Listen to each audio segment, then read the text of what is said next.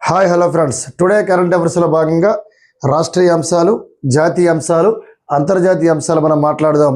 మరి రాష్ట్రీయ అంశాలు అనగానే ప్రధానంగా ప్రజెంట్ ఆంధ్రప్రదేశ్ హైకోర్టులో న్యాయమూర్తుల సంఖ్య పెరగనున్నది. ఆంధ్రప్రదేశ్ హైకోర్టులో ప్రస్తుతం ఎంతమంది ఉన్నారు, ప్రజెంట్ కొత్తగా ఒక ముగ్గురు రాబోతున్నారు, వాళ్ళతో కలిపి ఎంతమంది, యాక్చువల్గా ఆంధ్రప్రదేశ్ హైకోర్టులో మొత్తం కెపాసిటీ ఎంత అనేది మనం ఒకసారి పరిశీలించాలి సార్.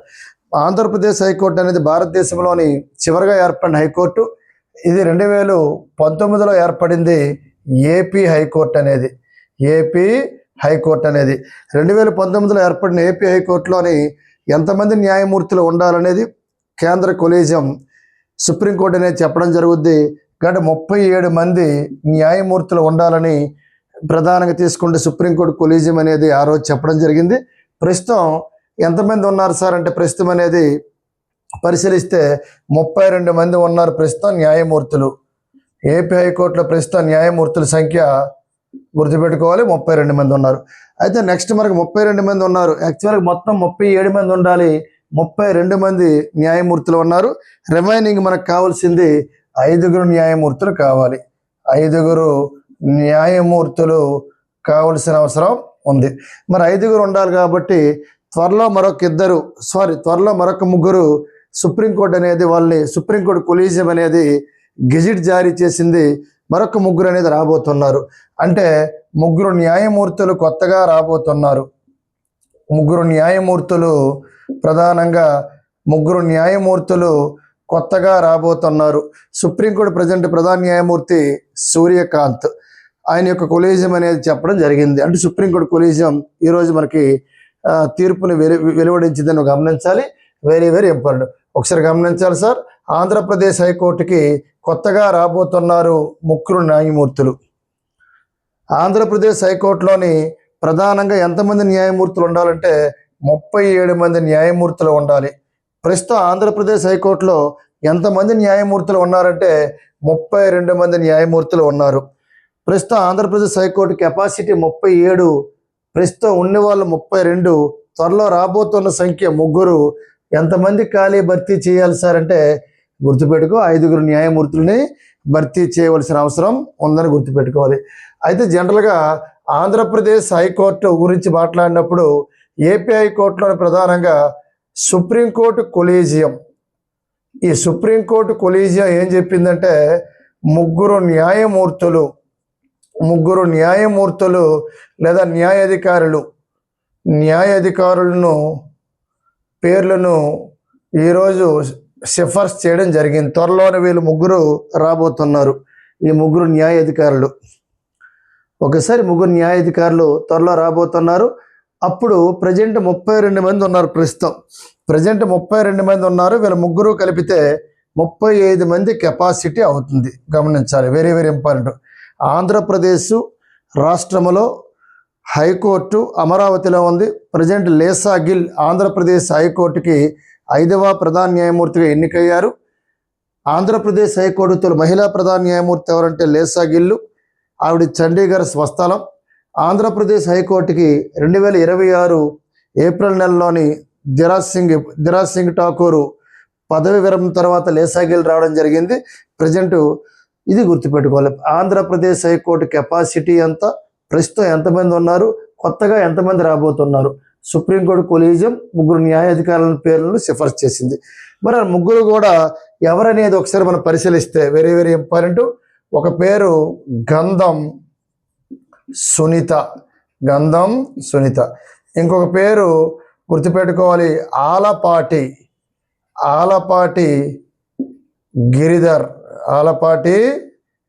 గిరిధర్ అనే వ్యక్తి గుర్తుపెట్టుకోవాలి. ఇంకో పేరు చింతలపూడి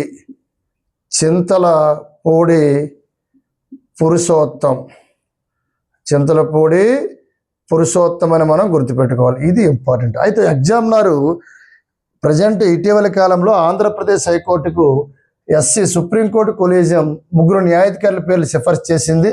వాళ్ళ 3 ఎవరని అడగవచ్చు, గుర్తుపెట్టుకోవాలి.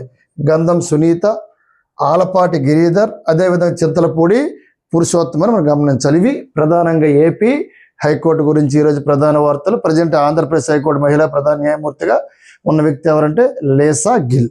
నెక్స్ట్ వన్ మనం ప్రధానంగా మాట్లాడుకుంటే దీని తర్వాత రాష్ట్రీయ అంశాల్లో మరొక అంశం గురించి మాట్లాడదాం sir. Very very important.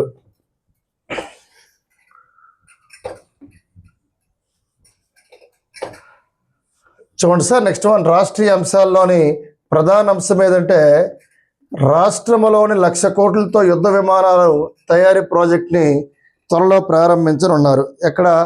Andhra Pradesh రాష్ట్రంలో 1,00,000 కోట్లతో యుద్ధ విమానాల తయారీ ప్రాజెక్టును త్వరలో సత్యసాయి జిల్లాలోని పుట్టపర్తిలోని 2026 మే 15న చంద్రబాబు నాయుడు గారు ప్రారంభించనున్నారు. దీనికి 600 ఎకరాల అవసరం. దానికి తగ్గట్టు ప్రభుత్వం భూసేకరణ చేసింది. మరొక అదనంగా 400 ఎకరాలు కూడా దాన్ని స్పేర్గా పక్కన ఉంచడం జరిగింది. గుర్తుపెట్టుకోండి సార్, వెరీ వెరీ ఇంపార్టెంట్. రాష్ట్రంలోనే, ఎందుకంటే అంత స్పేస్ అనేది రాయలసీమలో ఉంది కనుక రాష్ట్రంలోనే 1,00,000 కోట్లతో, ఎన్ని కోట్లు సార్ అంటే 1,00,000 కోట్లతో, వెరీ వెరీ ఇంపార్టెంట్, యుద్ధ విమానాల తయారీ, 1,00,000 కోట్లు యుద్ధ విమానాల తయారీ ప్రాజెక్టు. ఈ ప్రాజెక్టును ఆంధ్రప్రదేశ్ రాష్ట్రంలో చంద్రబాబు నాయుడు గారు 2026 మే 15, ఇదే నెల 15న ప్రారంభించనున్నారు. గుర్తుపెట్టుకోవాలి. దీనికి మ్యాక్సిమం రాజ్నాథ్ సింగ్ కూడా రక్షణ శాఖ మంత్రి గారు వచ్చే అవకాశాలు ఉన్నాయి. ఏదైనా చంద్రబాబు నాయుడు గారు ప్రాజెక్ట్ని శంకుస్థాపన చేయనున్నారు. శంకుస్థాపన చేయనున్నారు. గుర్తుపెట్టుకో, 1,00,000 కోట్లతో యుద్ధ విమానాల తయారీ ప్రాజెక్టు ఆంధ్రప్రదేశ్ రాష్ట్రంలో ఏ జిల్లాలో ఏ ప్రాంతంలో ఏర్పాటు చేయనున్నారంటే గుర్తుపెట్టుకోవాలి. Very very important. సత్యసాయి అనగానే మన ప్రధాన గుర్తు రావాలి, పుట్టపర్తి గుర్తు రావాలి. సత్యసాయి అనేది సత్యసాయి జిల్లా. ఈ సత్యసాయిలోని ఎక్కడ సార్ అంటే ఈ సత్యసాయి జిల్లాలోని పుట్టపర్తి, ఈ పుట్టపర్తి వద్ద, సత్యసాయిలోని పుట్టపర్తి వద్ద ఏర్పాటు సత్యసాయి డిస్టిక్ అనంతపురం జిల్లా నుంచి విడిపోయింది సత్యసాయి. కాబట్టి సత్యసాయి జిల్లాలోని పుట్టపర్తి వద్ద ఏర్పాటు చేయను. దీనికి ప్రభుత్వం 600 ఎకరాలను కేటాయించింది. అదనంగా మరొక 400 ఎకరాలను, గుర్తుపెట్టుకోవాలి, 400 ఎకరాలను కేటాయించడం జరిగింది. Very very important. 1,00,000 కోట్లతో యుద్ధ విమానాల తయారీ ప్రాజెక్టును ఆంధ్రప్రదేశ్ రాష్ట్రంలో ఏ జిల్లాలో ఏ ప్రాంతంలో ప్రారంభించనున్నారు. దీనికి శంకుస్థాపన చేయడానికి చంద్రబాబుతో పాటు రాజ్నాథ్ సింగ్ వచ్చే అవకాశాలు కనిపిస్తున్నాయి. ఇది ప్రధానంగా రాష్ట్రీయ అంశాల్లో మరొక వార్త. పుట్టపర్తి మే 15 గుర్తుపెట్టుకోవాలి. మళ్ళీ ఆ రోజు పేపర్లో మనం మాట్లాడుతాం. దీనికి ప్రధానంగా ఈ ప్రాజెక్ట్ని ఏర్పాటు చేసేది ఎవరంటే డిఆర్డిఓ ఏర్పాటు చేస్తుంది.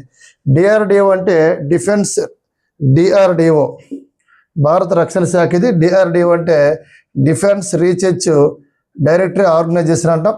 మరి డిఆర్డిఓ అంటే భారత రక్షణ సంస్థ. మరి వీళ్ళు ఈ ప్రాజెక్ట్ని ఏర్పాటు చేయనున్నారని గుర్తుపెట్టుకోవాలి. నెక్స్ట్ వన్ తీసుకుంటే రాష్ట్రీయ అంశాల్లోని ప్రధాన అంశాలు మనం మాట్లాడడం జరిగింది. తర్వాత మనం జాతీయ అంశాలులోకి వెళ్ళాలి సార్. రాష్ట్రీయ అంశాలు ఇది ఓవర్. తర్వాత జాతీయ అంశాలు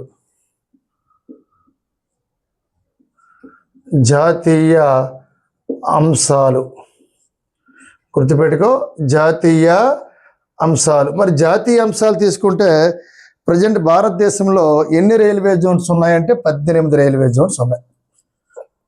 ఈరోజు ప్రకారం అయితే అఫీషియల్గా 18. అశ్విని వైష్ణవ్ గారు మన ఆంధ్రప్రదేశ్ రావడం జరిగింది. గూగుల్ డేటా సెంటర్ ఓపెనింగ్కి ముఖ్య అతిథిగా రావడం జరిగింది. ఆయన నేరుగా చెప్పడం జరిగింది, జూన్ 1వ తారీఖున మేము అఫీషియల్గా గెజిట్ జారీ చేస్తాం. 2026 జూన్ 1, 2026 జూన్ 1వ తారీఖున మేము అఫీషియల్ గెజిట్ జారీ చేస్తాం. ఆంధ్రప్రదేశ్ రాష్ట్రానికి రైల్వే జోను అఫీషియల్గా అధికారికంగా రానున్నది. ఈ డేట్ని మేము ప్రకటించనున్నామని మొన్న గూగుల్ డేటా సెంటర్కి అశ్విని వైష్ణవ్ గారు వచ్చి, రైల్వే మినిస్టర్ వచ్చి మాట్లాడడం జరిగింది. ఈరోజు పూర్తిగా గెజిట్ జారీ చేశారు. అంటే మన కొత్తగా రైల్వే జోన్ ఏర్పాటు చేశారు, 18వ రైల్వే జోను. ఆ 18వ రైల్వే జోన్ పేరే 18వ రైల్వే జోను. దాని పేరే దక్షిణ కోస్తా రైల్వే జోన్. దక్షిణ కోస్తా రైల్వే జోన్. ఈ దక్షిణ కోస్తా రైల్వే జోన్ అనేది 18వ రైల్వే జోన్. మరి దీన్ని ఎప్పటి నుంచో అన్నారు. ఆంధ్రప్రదేశ్ ఎప్పుడైతే విడిపోయిందో 2014 ఏపీ ఆంధ్రప్రదేశ్ పునర్విభజన చట్టం ప్రకారం తీసుకుంటే 6 నెలల్లోపు మేము పూర్తి చేస్తామని సెంట్రల్ గవర్నమెంట్ చెప్పింది నరేంద్ర మోడీ ప్రభుత్వం. ఎప్పుడు సార్ అంటే ఇది గుర్తుపెట్టుకో, 2014 పునర్విభజన చట్టం. ఈ చట్టంలోని ఈ ఆంధ్రప్రదేశ్ చూసుకోవాలి, ఏపీ ఇది 2014 ఆంధ్రప్రదేశ్ అండి. ఏపీ పునర్విభజన చట్టం షెడ్యూల్ ఏ షెడ్యూల్లో పేర్కొనడం జరిగిందంటే షెడ్యూల్ 13లోని 8. షెడ్యూల్ 13లోని 8లో ఆ రోజు చెప్పారు నరేంద్ర మోడీ గారు, ఆంధ్రప్రదేశ్ విభజన చట్టం లేదా 2014 ఏపీ పునర్విభజన చట్టం ప్రకారం షెడ్యూల్ 13లో 8, షెడ్యూల్ 13లో 8లో ఏం రాసి ఉందంటే మేము 6 నెలల్లో పూర్తి చేస్తాము అని ఆ రోజు చెప్పారు సెంట్రల్ గవర్నమెంట్, నరేంద్ర మోడీ ప్రభుత్వం. మరి ఆ తర్వాత ఏం జరిగిందంటే చంద్రబాబు నాయుడు అధికారంలోకి రావడం ముఖ్యమంత్రిగా, 2014 జూన్ 2న ఆంధ్ర తెలంగాణ విడిపోవడం, చంద్రబాబు మళ్ళీ ఏపీకి ముఖ్యమంత్రి అవడం, తెలంగాణ కేసీఆర్ అవడం, తర్వాత 2 రాష్ట్రాలకు ఉభయ రాష్ట్రాలకి హైదరాబాద్గా రాజధాని కొనసాగడం. ఈ ప్రక్రియలో సెంట్రల్ గవర్నమెంట్ కూడా ఇప్పుడు అప్పుడు ఏపీకి పెద్ద చేసిందేమీ లేదు. సెంట్రల్ గవర్నమెంట్ నరేంద్ర మోడీకి యాంటీగా చంద్రబాబు ఉండడం, మళ్ళీ సెంట్రల్తో మళ్ళీ అదే వివిధ రాష్ట్రాల ముఖ్యమంత్రులతో మళ్ళీ సెంట్రల్లోని ఒక ప్రభుత్వాన్ని ఒక కేంద్రంలో పార్టీని స్థాపించాలని తిరగడం. మరి నరేంద్ర మోడీ వీళ్ళిద్దరు కూడా ఆపోజిట్లో రకరకాలుగా అంటే వ్యతిరేక వర్గాలు ఏర్పడడం అన్నీ జరిగాయి. తర్వాత మళ్ళీ మోడీతో ఇప్పుడు టైఅప్ అవ్వడం అన్నీ జరిగాయి. కాబట్టి మళ్ళీ జగన్మోహన్ రెడ్డి వచ్చిన తర్వాత మళ్ళీ ఈ రైల్వే జోన్ గురించి పట్టించుకోలేదు. తర్వాత మళ్ళీ ఇప్పుడు చంద్రబాబు నాయుడు ముఖ్యమంత్రి అయిన తర్వాత రామ్మోహన్ నాయుడు పార్లమెంట్లో ఎంపీగా ఉన్నప్పుడు ఎన్నోసార్లు ప్రస్తావన తీసుకొచ్చారు. తర్వాత ఎన్డీఏ ప్రభుత్వం కూటమి ఏర్పడింది, ఇందులో పవన్ కళ్యాణ్, చంద్రబాబు మోడీ. ఇప్పుడు త్రిబుల్ ఇంజిన్ సర్కార్ కాబట్టి మళ్ళీ ఇప్పుడు వెలుగులోకి వచ్చింది. అంటే 6 నెలల్లోపు మేము చేస్తామంటే అప్పుడు మోడీకి వ్యతిరేకంగా చంద్రబాబు ఉన్నారు కాబట్టి ఈ పని అవ్వలేదు. ఇప్పుడు 12 సంవత్సరాలు అవుతుంది. 12 సంవత్సరాలు అంటే ఇప్పుడు ఈ కళ అనేది, సహకారం అనేది 12 సంవత్సరాల తర్వాత సహకారం అనేది నెరవేరింది. ఎక్కడ 2014, ఎక్కడ 2026? 2014కి మనం 12 ఏళ్ళు కలిపితే 2026 అంటే 6 నెలల్లోపు మేము ఆంధ్రప్రదేశ్కి ప్రత్యేక రైల్వే జోన్ ఇస్తామని చెప్పిన కేంద్ర ప్రభుత్వ సర్కార్ బీజేపీ ప్రజెంట్ ఇప్పటికి వాళ్ళతో మనం తత్సంబంధాలు ఎక్కువ ఉన్నాయి కాబట్టి కూటమి ప్రభుత్వం రన్ అవుతుంది కాబట్టి రైల్వే మినిస్టర్ అవ్వాలంటే అశ్విని వైష్ణవ్ క్లారిటీగా చెప్పడం జరిగింది. గూగుల్ డేటా సెంటర్ ఓపెన్ చేయడానికి చెప్పినట్లు మాట ప్రకారం వాళ్ళు నిలబెట్టుకున్నారు.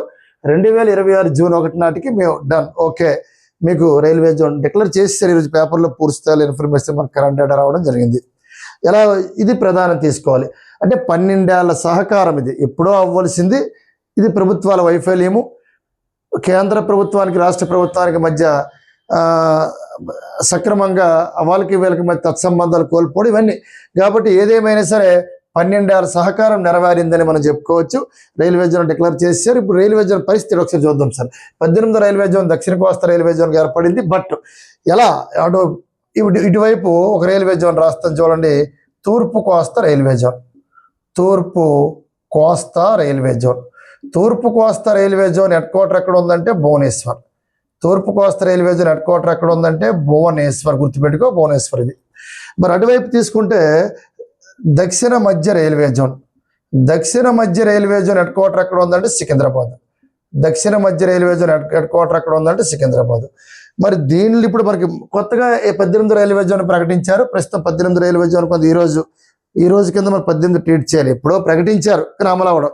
ఇక్కడ 18వ రైల్వే జోన్ దక్షిణ కోస్తా రైల్వే జోన్ కాబట్టి దక్షిణ కోస్తా రైల్వే జోన్ పేరుని పెట్టడం జరిగింది. సరే ఓకే, ఇప్పుడు ఈ 18వ రైల్వే జోన్ కింద ఎన్ని డివిజన్లు వస్తాయి అడుగుతాడు. గుర్తుపెట్టుకోవాలి, ఇక్కడ 4 డివిజన్లుగా డిక్లేర్ చేయడం జరిగింది. ఒకటోది తీసుకుంటే గుంతకల్లు, ఒకటోది ఏంటి సార్ అంటే గుంతకల్లు అనే డివిజను. రెండోది తీసుకుంటే గుంతకల్లులో గోవంది గుంటూరు తీసుకోండి, గుంతకల్లు గుంటూరు. మూడోది తీసుకుంటే విజయవాడ. నాలుగోది తీసుకుంటే విశాఖపట్నం. చివరిని విశాఖ రాశాను నేను. అంటే వీళ్ళు ఏం చేశారంటే ఇక్కడ ప్రధానంగా తూర్పు కోస్తా రైల్వే జోన్ భువనేశ్వర్. అంటే తూర్పు కోస్తా రైల్వే జోన్ భువనేశ్వర్ కాబట్టి భువనేశ్వర్ పరిధిలో ఉన్నది వైజాగ్. మిగతావన్నీ దక్షిణ మధ్య రైల్వే జోన్ పరిధి. దక్షిణ మధ్య రైల్వే జోన్కి ఏమేమి వస్తాయి? ఇప్పుడు రాసిన గూతో రాశాము గుంటూరు, గూతో రాశాము గుంతకల్లు, అదేవిధంగా తీసుకుంటే విజయవాడ, విజయవాడ ఇవి మనం రాసాం. అంటే ఈ మూడు కూడా సికింద్రాబాద్ పరిధిలో ఉన్నాయి. మరి ఈ మూడింటిని కూడా ప్రజెంట్ దేనిలో చేర్చనున్నారంటే ఈ 18వ రైల్వే జోన్, ఐ మీన్ దక్షిణ కోస్తా రైల్వే జోన్ పరిధిలోకి రానున్నాయి. వాడికి సంబంధం మరి లేదు. ఎవరికి? దక్షిణ మధ్య రైల్వే జోన్ సికింద్రాబాద్కి సంబంధం లేదు. ఈ మూడింటిని సికింద్రాబాద్లో ఉన్న దక్షిణ మధ్య రైల్వే జోన్ పరిధిలో ఉన్న ఈ డివిజన్లను ఈ గుంటూరు కావచ్చు, ఈ గుంతకల్లు కావచ్చు, ఈ విజయవాడ కావచ్చు ప్రజెంట్ దేనిలోకి చేర్చారు సార్ అంటే 18వ రైల్వే జోన్ అయిన తూర్పు కోస్తా రైల్వే జోన్, తూర్పు కోస్తా రైల్వే జోన్లోకి చేర్చారు. ఇది నువ్వు గుర్తుపెట్టుకోవాలి ఈ మూడును. ఓకేనా? ఇంకోటి చూడు, ఇక్కడ మళ్ళీ తూర్పు కోస్తా రైల్వే జోన్ కాదు, ఇక్కడ చూడు దేనిలో చేర్చారు? దక్షిణ కోస్తా రైల్వే జోన్. ఇది మంద కాబట్టి దక్షిణ కోస్తా రైల్వే జోన్. దక్షిణ మధ్య రైల్వే జోన్లో ఉన్న గుంటూరు కావచ్చు, గుంతకల్లు కావచ్చు, విజయవాడ కావచ్చు ఈ మూడింటిని తీసుకొచ్చి కొత్తగా ఏర్పాటు చేసిన 18వ రైల్వే జోన్ ఏదంటే దక్షిణ కోస్తా రైల్వే జోన్, దానిలోకి చేర్చారు. గుర్తుపెట్టుకోవాలి. ఇప్పుడు తూర్పు కోస్తా రైల్వే జోన్ అన్న విశాఖపట్నంను కూడా దేనిలోకి చేర్చారంటే ఇది గుర్తుపెట్టు, ఇది ఏరమ్మర్ చూసుకో. తూర్పు కోస్తా రైల్వే జోన్లో ఉన్న విశాఖపట్నాన్ని తీసుకొచ్చి దీనిలో పెట్టారు. కొత్తగా ఏర్పాటు చేసిన 18వ రైల్వే జోన్ అయిన దక్షిణ కోస్తా రైల్వే జోన్లోకి చేర్చారు. ఇంకోటి గమనించు. నెక్స్ట్ వన్, దక్షిణ మధ్య రైల్వే జోన్ సికింద్రాబాద్ పరిధిలో ఉన్న గుంటూరు, గుంతకల్లు, విజయవాడ దాన్ని తీసుకొచ్చి ఇందులో చేర్చారు. అంటే ఇప్పుడు 4 కూడా ప్రజెంట్ ఇదిగోండి ఈ పేరులో రాశారు. 4 ఇందులో ఉన్నాయి: Guntakal, Guntur, Vijayawada, Visakhapatnam. Very very important, గుర్తుపెట్టుకోవాలి. ఇది సిస్టమ్, గుర్తుపెట్టుకో. నెక్స్ట్ వన్ మనకి దీని తర్వాత ఇప్పుడే ఇంకో ప్రక్రియ ఏంటి సార్? సరే, దక్షిణ కోస్తా రైల్వే జోన్ ఏర్పడింది. మరి దక్షిణ కోస్తా రైల్వే జోన్లో ప్రధానంగా విశాఖపట్నాన్ని చేర్చారు. ఈ భువనేశ్వర్లో ఉన్న దాన్ని తీసుకొచ్చి చేర్చారు. ఒకప్పుడు దక్షిణ కోస్తా రైల్వే జోన్ వాల్తేరు డివిజన్ కింద ప్రకటించారు. ప్రజెంట్ దక్షిణ కోస్తా రైల్వే జోన్ విశాఖ పరిధిలోకి వచ్చినట్లు వీళ్ళు చెప్పారు, రైల్వే శాఖ మంత్రి అశ్విని వైష్ణవ్. అంటే దక్షిణ కోస్తా రైల్వే జోన్ ఒకప్పుడు వాల్తేరు డివిజన్, ప్రజెంట్ లేదు, వాల్తేరు తొలగించారు. దక్షిణ కోస్తా రైల్వే జోన్ అనేది విశాఖపట్నం పరిధిలోకి వస్తుంది. ఎందుకంటే ఈ రీజియన్ మొత్తం ఒకప్పుడు వాల్తేరు ఎందుకు అన్నాం సార్ అంటే ఒడిశా వాడికి సర్వ హక్కులు వాల్తేరు వరకు ఉన్నాయి. తూర్పు కోస్తా రైల్వే జోన్ భువనేశ్వరుడికి హక్కులు ఎంతవరకు ఉన్నాయి? వాల్తేరు సరిహద్దు, విశాఖ వాల్తేరు దాటితే దక్షిణ మధ్య రైల్వే జోన్ సికింద్రాబాద్కి వెళ్ళిపోద్దు. ఇప్పుడు ఏం చేశారు? దీనిలో కొన్ని కలిపారు. ఎక్కువ శాతం దక్షిణ మధ్య రైల్వే జోన్ సికింద్రాబాద్లో ఉన్న డివిజన్లే తీసుకొచ్చారు. గుంటూరు, గుంతకల్లు, విజయవాడ అయితే ఎక్కువ శాతం అదే, ఎక్కువ కిలోమీటర్ల పరిధి. పెద్ద ఒడిశాడికి పెద్ద లాస్ లేదు. ఎందుకంటే దక్షిణ మధ్య తూర్పు కోస్తా రైల్వే జోన్ నుంచి ఒక్కటే తీసుకున్నారు విశాఖపట్నం. అంటే ఒకటి గుర్తుపెట్టుకోవాలి. మరి ఈ దక్షిణ కోస్తా రైల్వే జోన్ ఇటుపక్క తీసుకుంటే కూనేరు అంతవరకు దీని పరిధి విశాఖ, ఎవరైతే విశాఖ డివిజన్లో ఇవన్నీ వస్తాయి. కూనేరు దాటితే మన ఒడిశాకి వెళ్ళిపోద్ది, గుర్తుపెట్టుకోవాలి. అటుపక్క మళ్ళీ పలాస ఆ రీజియన్ తీసుకోవాలి.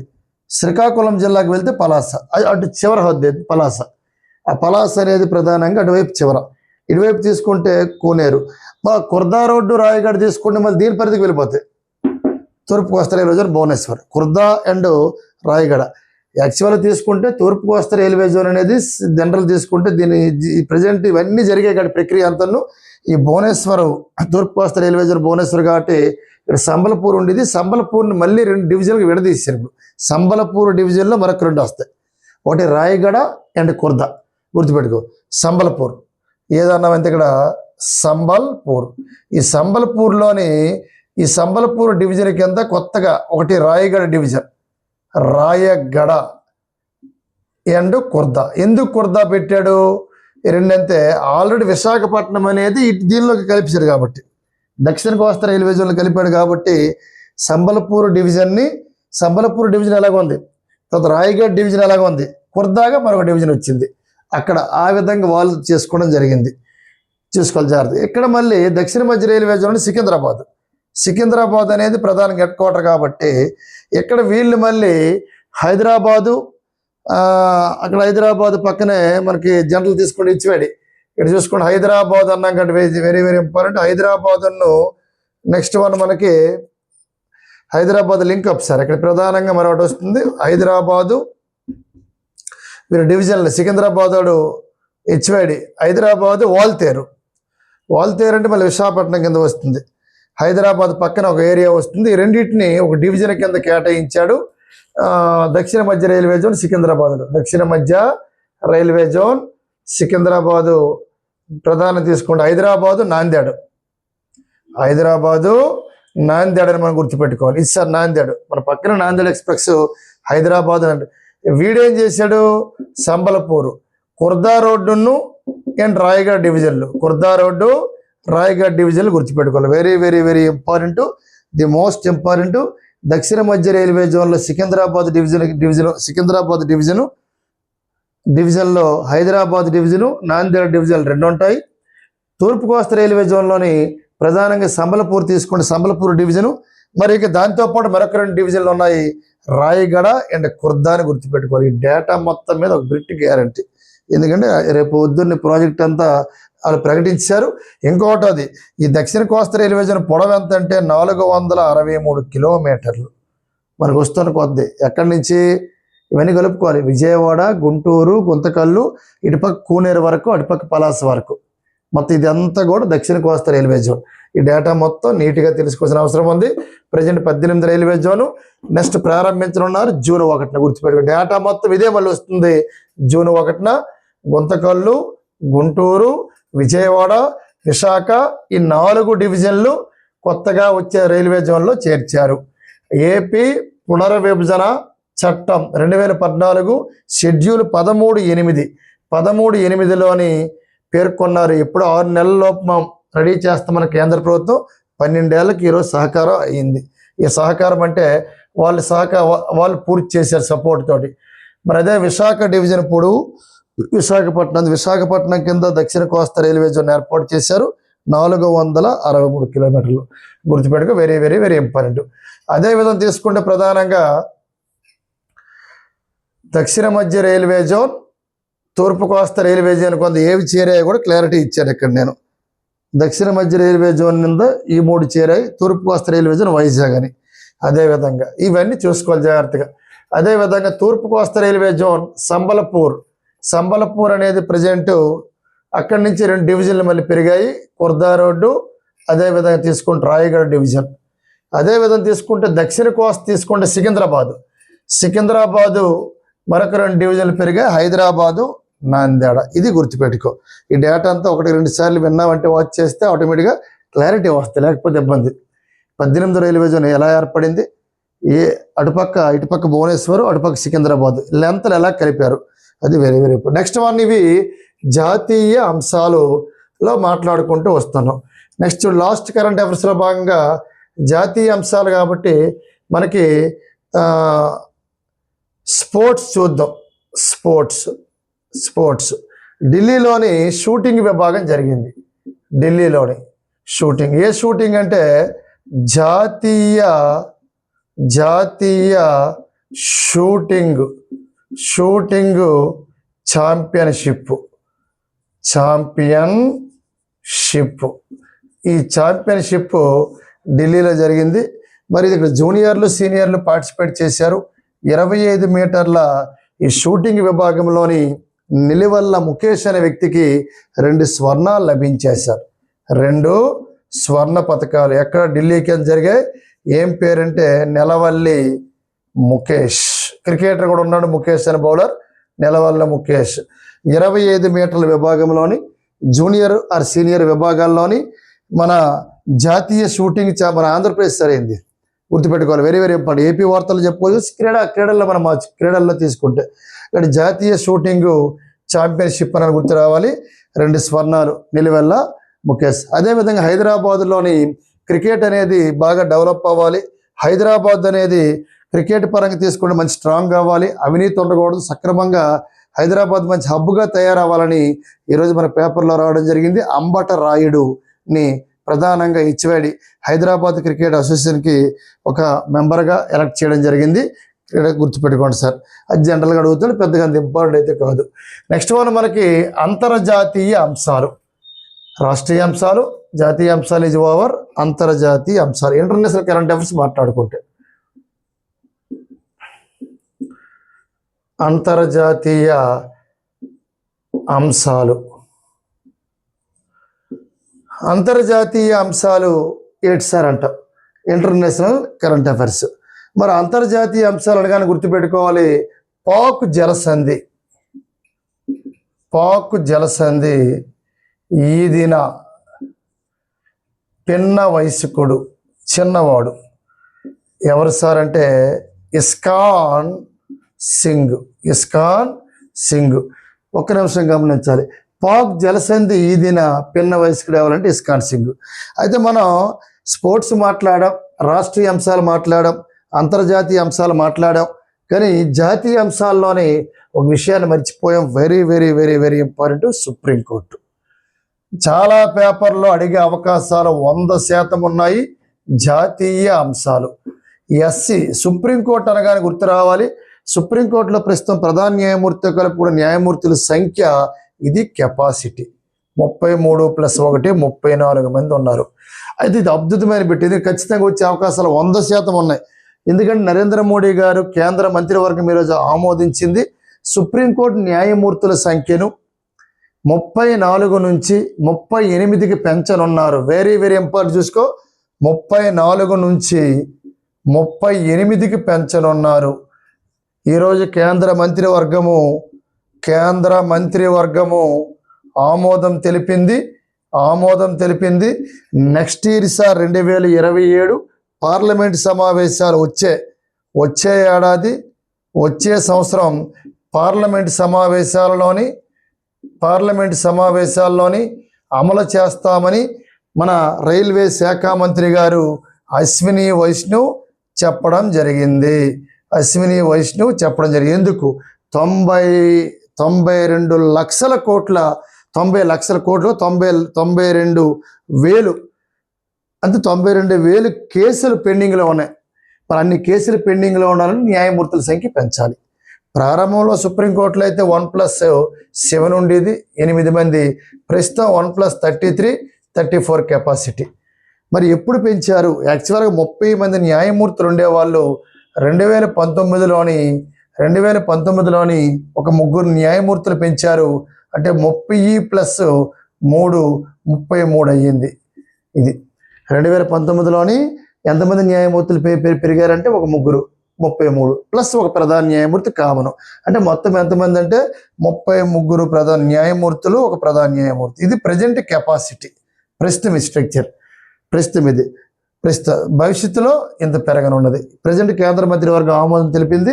వచ్చే సంవత్సరం పార్లమెంట్లో ఇది అమల్లోకి రానున్నది. అశ్విని వైష్ణవ్ ప్రకటించారు. Very very important. సుప్రీంకోర్టులో న్యాయమూర్తుల సంఖ్య పెరుగుదల. 2019లోని చూసుకో 30 మంది ఉండేవాళ్ళు 33 అయ్యారు. అదేవిధంగా తీసుకుంటే ప్రస్తుతము 34 మంది ఉన్నారని మాట్లాడాం. 34 మంది 38కి పెంచనున్నారు. Very very important. చూసుకుంటే ఎంత కడుగుతారు? 34 నుంచి 38. కేంద్ర మంత్రివర్గం ఆమోదం. వచ్చే పార్లమెంట్లోని ఈ బిల్లును ప్రవేశపెడతామని అశ్విని వైష్ణవ్ గారు చెప్పడం జరిగింది. ఎందుకు పెంచుతున్నారంటే కేసులు ఎక్కువ ఉన్నాయి, లక్షల్లో వేలల్లో కేసులు ఉన్నాయి, న్యాయమూర్తుల సంఖ్య పెరగాలి. Present capacity 34. పెంచాలంటే మళ్ళీ పార్లమెంట్లో బిల్లు ప్రవేశపెట్టాలి. ఇది ఒక పెద్ద ప్రక్రియ. Thank you one and all.